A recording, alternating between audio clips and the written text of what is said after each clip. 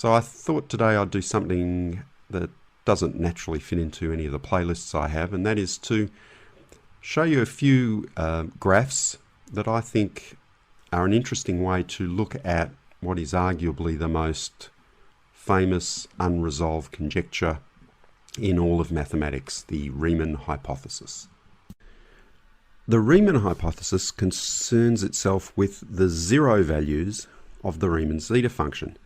Now, the Riemann zeta function starts out being something pretty simple. Here's zeta 2, which is just the sum of the reciprocal of the squares of the counting numbers.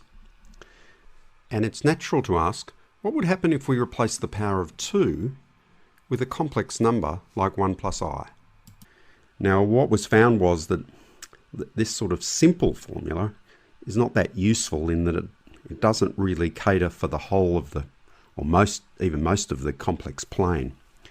And so mathematicians use a process called analytic continuation to find a more useful formula, while still preserving the sort of the concept or the idea of what we started with. So it's a little bit like if you've got a map of Texas, that works well for the state of Texas, but isn't going to help you in regard to Washington State or Boston.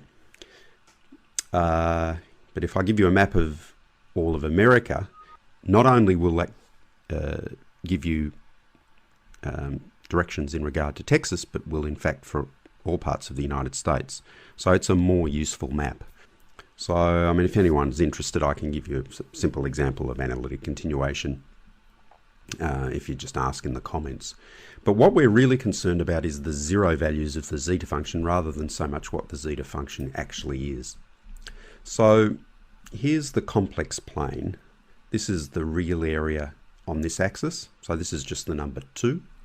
And this is the imaginary axis going up. So this is the point 20 times I.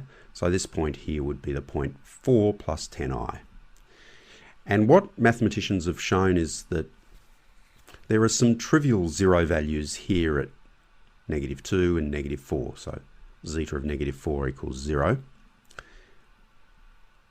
But mathematicians have worked out that the only other zeros could possibly be in this sort of channel here, the so-called critical strip between the imaginary axis and the line of 1 here.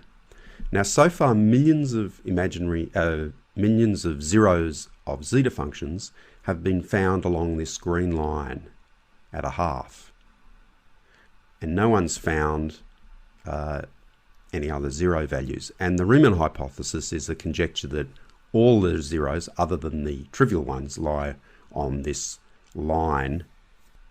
Now, what I wanted to show was what I think is a nice, simple way of understanding that a little bit further. Often, if you look up the Riemann's hypothesis, you get these complicated, multicolored, three-dimensional type graphs, which I don't think really help. So this is a way of looking at it that was first pointed out to me by Peter Brown at the University of New South Wales.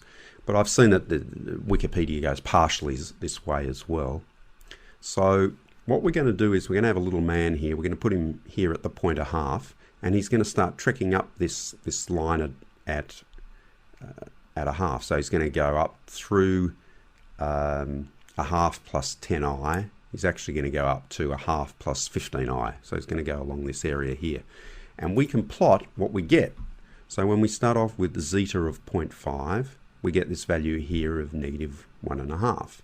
And as we go through here, we might have here, what would this be, 1/2? This would be the value of zeta of 1/2 I plus 1, 1/2 plus 1i.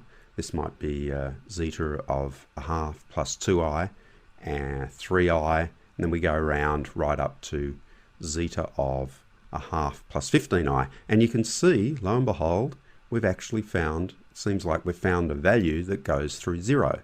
And it turns out that zeta of about 14.1 I, plus the half of course, gives us 0. So that's our first 0 that we've found.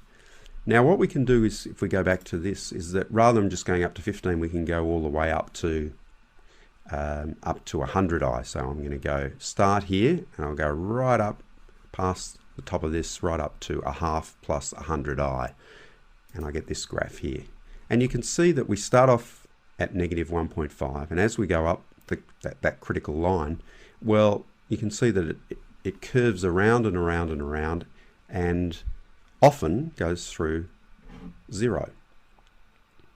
And that sort of graphically, I suppose, is showing us that looks like that there's quite a few values, quite a few zeros of the Riemann zeta function as we go up, where we have a real component of 0.5. Now what we can do is go back to here. We can say, well, what happens instead of going up the green line, we go up where we start at 0.4 and go vertically upwards. And we get, where's the graph that we get? Here. We get this graph for 0.4. And you can see that here it's winding around and around, but it's not going through the 0.0. So on what we can see here, there's no zeros of the Riemann zeta function. And we can do the same thing with 0.6. So going back here, the little man starts at 0.6 and goes up vertically, and we would expect not to find a 0, and sure enough you can see it winds around and around, but we don't seem to ever get to a 0. So I hope that's, reasonably simple graphical and interpretation of the Riemann hypothesis is interesting for you. And again, thank you very much for your support of my YouTube channel.